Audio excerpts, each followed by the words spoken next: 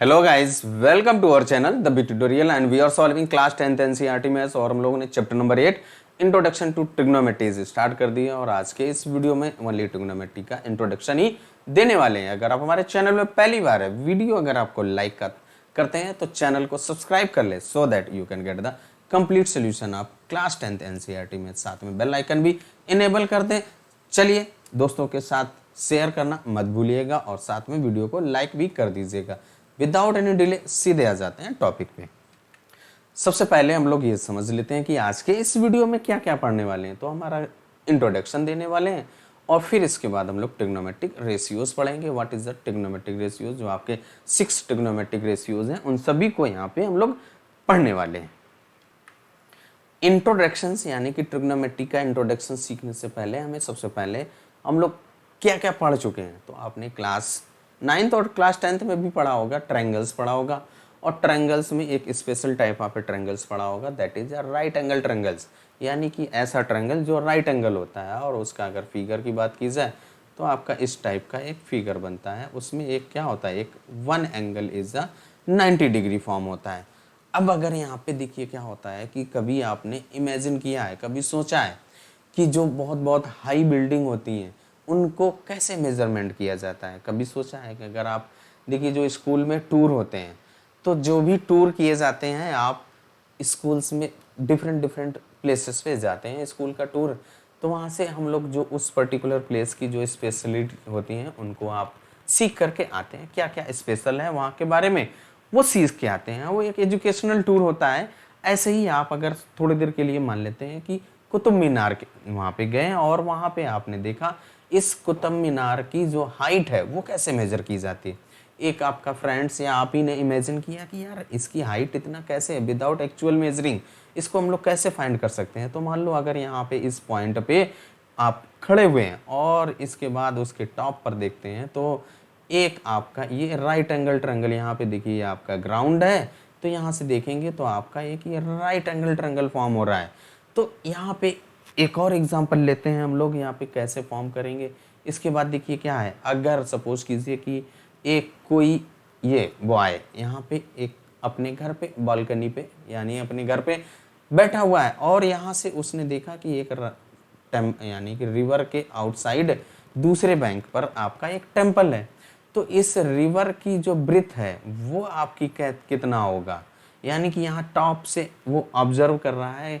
तो इस रिवर का ब्रीथ कैसे होगा, कभी आपने सोचा है कि इसको कैसे मेजरमेंट किया जा सकता है। इसके बाद मान लो एक और एग्जांपल अगर आपसे लिया जाए कि क्या होता है कि एक हॉट बैलून यानी कि जो फ्लाइंग बैलून है वो आपके आसमान में उड़ रहा है। और अगर आपने यहाँ से देखा, इस पॉइंट पे देखा और वो आपका इस ए पॉइंट पे था। इसके बाद आप बहुत ही एक्साइटेड हो गए देखने के बाद आपने सोचा कि लाओ अपने फ्रेंड्स को भी कॉल कर लेता हूँ। तो आप फ्रेंड्स को कॉल करने चले गए। अब जब वहाँ से लौट के आते हैं तो लौट के आके देखा आपने वो उस जगह पे नहीं था, वो दूसरे पॉइंट बी पर पहुँच गया। तो आपसे अगर बी और इस ग्राउंड से जो इसकी डिस्टेंस है वो अगर आपको फाइंड करनी हो तो कैसे फाइंड करेंगे, कभी आपने इमेजिन किया कैसे आप इसे फाइंड करते हैं कि जो हाइट है, काइट अगर आप उड़ाते हैं देखा होगा तो उस काइट का डोर कितना लेंथ है, कितनी हाइट पर है, वो कैसे फाइंड करना है। या फिर आपने बिल्डिंग पे जो 26 एंड 15 पे 26 जनवरी एंड 15 अगस्त पे जो फ्लैग होस्टिंग होता है, तो इस फ्लैग होस्टिंग करने के बाद जो आपकी ये फ्लैग की ब्रीथ या हाइट इस फ्लैग की कैसे फाइंड करना होता है। यहाँ से अगर कोई पर्सन इस पॉइंट से ग्राउंड से वॉच करता है, उस ओनली फ्लैग की हाइट, टोटल बिल्डिंग की हाइट आपको कैसे पता करना है। ये सारी चीज़ें इस टाइप्स की जो प्रॉब्लम्स होती हैं that are related to the trigonometry, इन सभी को हम लोग ट्रिग्नोमेट्री में पढ़ने वाले हैं। और ये आपका क्या है, trigonometry is the branch of mathematics, एक स्पेशल ब्रांच है, उसी में हम लोग इसको पढ़ने वाले हैं। जो ऊपर हम लोगों ने एग्जाम्पल्स देखे, उन सभी एग्जाम्पल्स में आपने एक चीज नोटिस की होगी कि आपको या तो हाइट मेजर करने को कह रहा था या फिर आप डिस्टेंस मेजर करने को कह रहा था।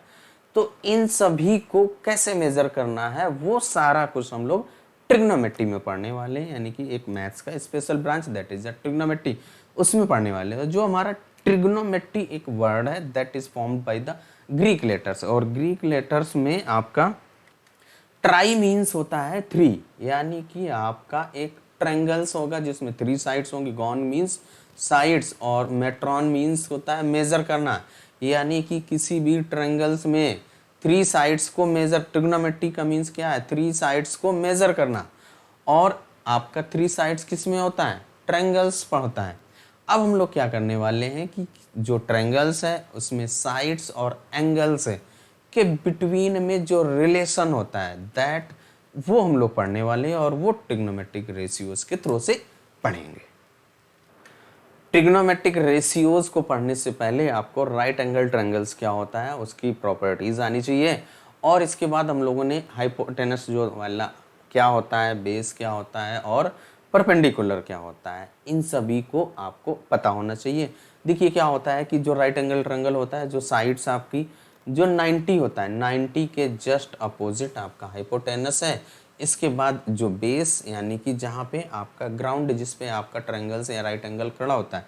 इसके बाद परपेंडिकुलर, जो साइड्स आपका 90 डिग्री का एंगल फॉर्म करती है, that is known as a perpendicular. और आपका बेस, यहाँ पे देखिए आपका जो थीटा है, जो एंगल लेते हैं, इस एंगल के जो अपोजिट साइड होगी that is a perpendicular side, और जो एंगल के एडजेसेंट होगी, जस्ट एंगल्स के साथ होगी, दैट विल बी बेस। इन सभी बातों को ध्यान रखेंगे कि, और इसके बाद आपने जो पाइथागोरियन थ्योरम्स पढ़ा था उसको भी यहाँ पे जो हाइपोटेनस, बेस एंड परपेंडिकुलर के बिटवीन में रिलेशन होता है, दैट इज अ एच का square is equal to base का स्क्वायर प्लस परपेंडिकुलर का स्क्वायर। यहाँ पे क्या होगा कि जो ट्रायंगल्स की 3 साइड्स गिवन है, अगर उनमें से 2 साइड्स गिवन होंगी और 1 साइड मिसिंग होगी, तो उनमें से आप क्या करेंगे, इस थ्योरम्स का यूज करते हुए आप जो मिसिंग साइड्स हैं, with the help of other 2 sides we can find.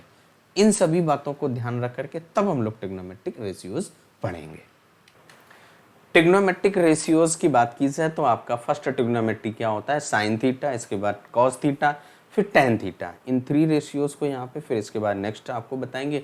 तो यहाँ पे देखिए क्या बताया था कि जो आपका थीटा होता है, यानी कि जिस एंगल को आप, यानी कि एक एंगल और 2 साइड्स, 1 एंगल एंड 2 साइड्स के बिटवीन में जो रिलेशन होता है that is known as the trigonometric ratios, वो आपका ट्रिग्नोमेट्रिक रेशियोज होता है। यहाँ पे अगर आप यहाँ पे थीटा एंगल यहाँ पे लिया है, तो थीटा के जस्ट अपोजिट जो साइड है दैट इज अ परपेंडिकुलर, और परपेंडिकुलर का जो फर्स्ट लेटर पी होता है, इसलिए हम इसको पी ले लेंगे। इसके बाद यहाँ पे देखिए आपका जो 90 के जस्ट अपोजिट है दैट इज अ हाइपोटेनस, उसको आप एच से रिप्रेजेंट कर देंगे, और एंगल का जो एडजेसेंट साइड होगा दैट विल बी बेस, उसको आप अगर बी से रिप्रेजेंट कर देंगे। तो यहाँ पे सबसे पहले अगर आपसे साइन थीटा की बात की जाए तो sine theta is equal to क्या होता है, परपेंडिकुलर अपॉन हाइपोटेनस। अगर यहाँ पे परपेंडिकुलर आपकी कहा जाए तो परपेंडिकुलर में आपकी जो साइड है दैट इज ए बी, तो यहाँ पे लिख दीजिए ए बी, और अपॉन ए सी, हाइपोटेनस आपका ए सी है।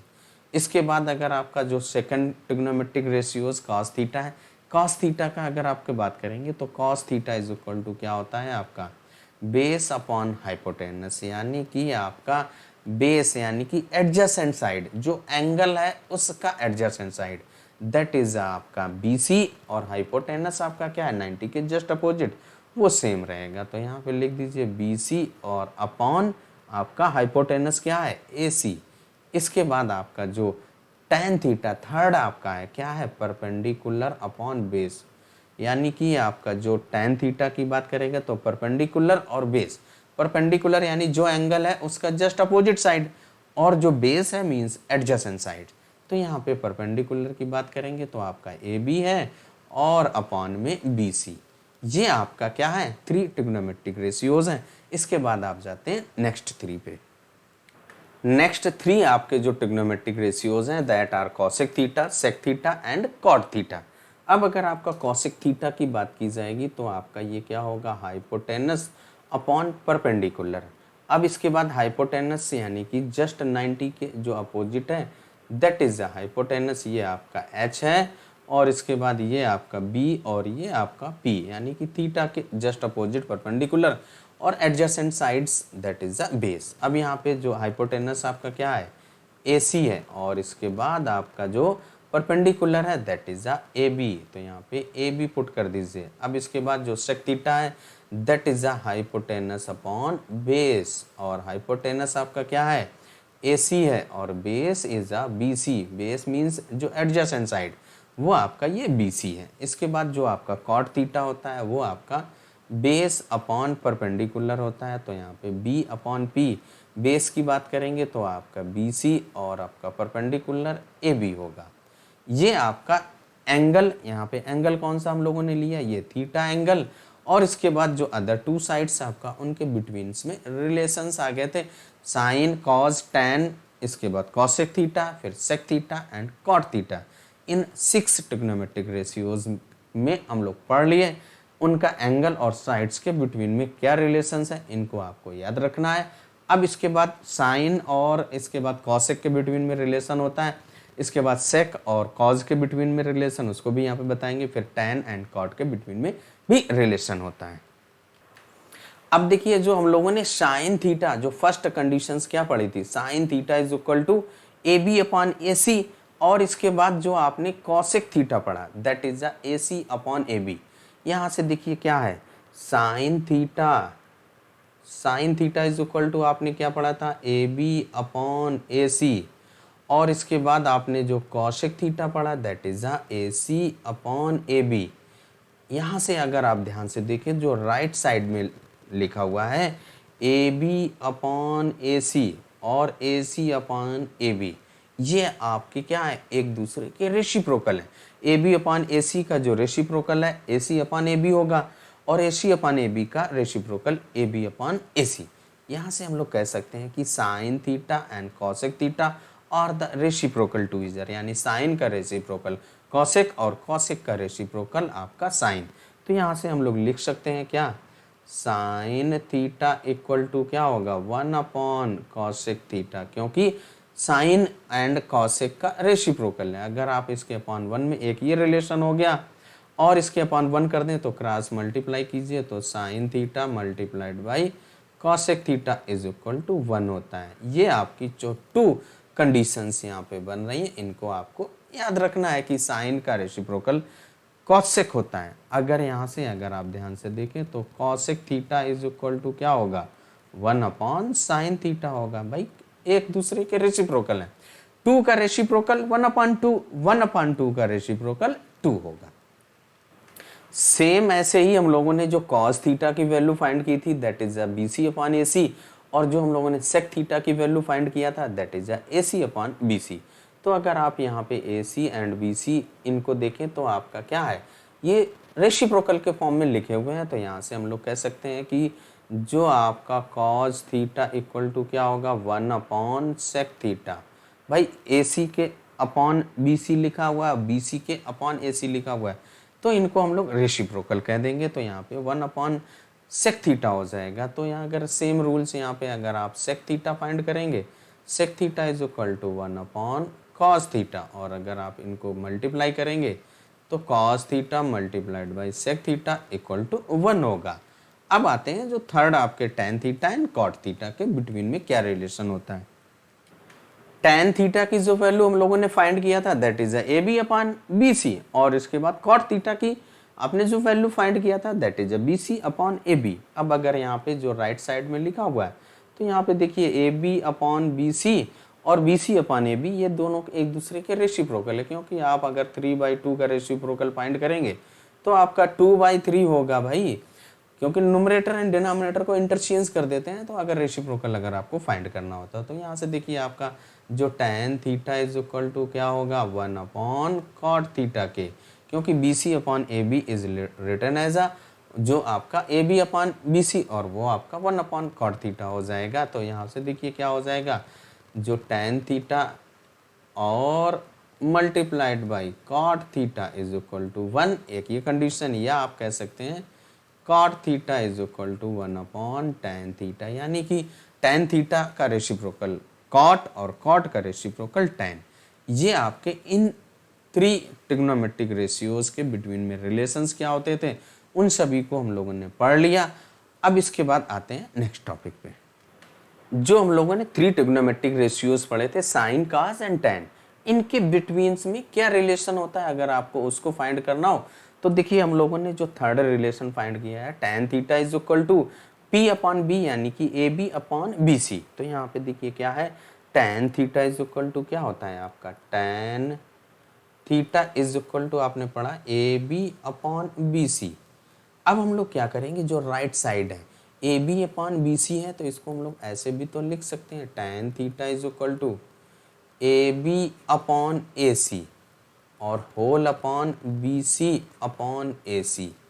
भाई न्यूमरेटर एंड डिनोमिनेटर में सेम नंबर से डिवाइड कर देने से कोई भी चेंजमेंट नहीं होता है। अब यहाँ पे अगर आप ध्यान से देखें, जो आपका A B upon A C है, देखिए A B upon A C is written as a sine theta, and जो सेकंड डिनोमिनेटर में B C upon A C है, B C upon A C is written as a cos theta.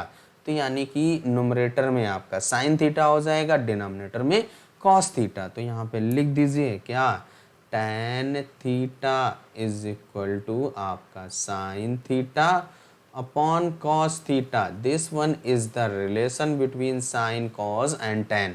यानी कि अगर आपको tan theta को sine और cos में कन्वर्ट करना हो तो आप sine theta upon cos theta लिख सकते हैं। ये हम लोगों का साइन कॉस और tan के बिटवीन में रिलेशन है। ट्रिग्नोमेट्रिक रेशियोज यानी sine theta, cos theta, tan, sec, cosec and cot theta, इनके बिटवीन में रिलेशंस, कौन किसके रेसिप्रोकल्स हैं, इन सभी का इंट्रोडक्शंस देने के बाद अब हम लोग आ गए हैं पावर ऑफ ट्रिग्नोमेट्रिक रेशियोज। यानी कि अगर आपके जो भी ट्रिग्नोमेट्रिक रेशियोज गिवन होंगे उनकी अगर पावर्स लिखा हुआ है तो देखिए वी कैन राइट, जैसे आपके पास लिखा हुआ है साइन थीटा का whole square, that is written as a sine square theta.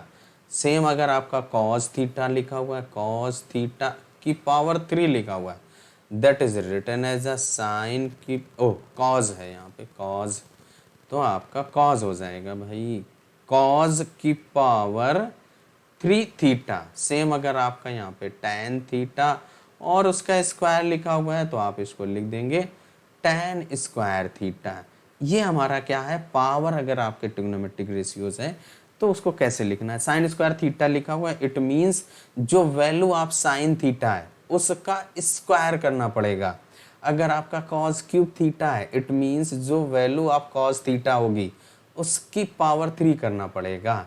Same अगर आपकी जो भी पावर हो, जैसे आपके पास लिखा हुआ है साइन थीटा की power 6, that is written as a sine की पावर 6 थीटा।